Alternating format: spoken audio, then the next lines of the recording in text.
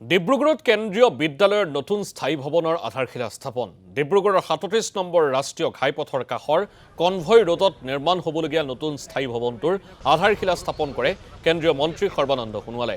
প্ৰায় ৩৭ কোটি টকা ব্যয় সাপেক্ষে নিৰ্মাণ হ'ব কেন্দ্ৰীয় বিদ্যালয়ৰ স্থায়ী চৌহদ। ডিব্ৰুগড়ৰ চৌকিডিঙিত ২০০৩ বৰ্ষৰ পৰা ডাক বিভাগৰ এটি ভৱনত অস্থায়ীভাৱে বিদ্যালয়খনে আগবঢ়াই আহিছিল পাঠদান প্ৰক্ৰিয়া।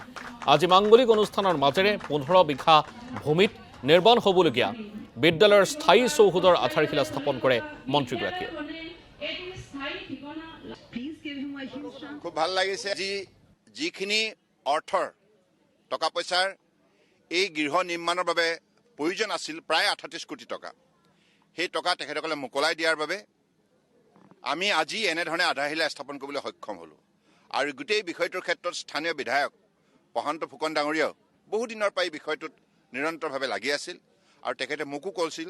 MP হোৱাৰ পাছতেই মই যেতিয়া ধৰ্মেন্দ্ৰ প্ৰধান ডাঙৰীয়া সাক্ষাৎ কৰিলোঁ, তেখেতে ক'লে যে হ'ব, সোনকালে আমি মোকলাই দিম। মোকলাই দিয়াৰ ফলত আজি আধাৰশিলাটো সম্ভৱ হ'ল।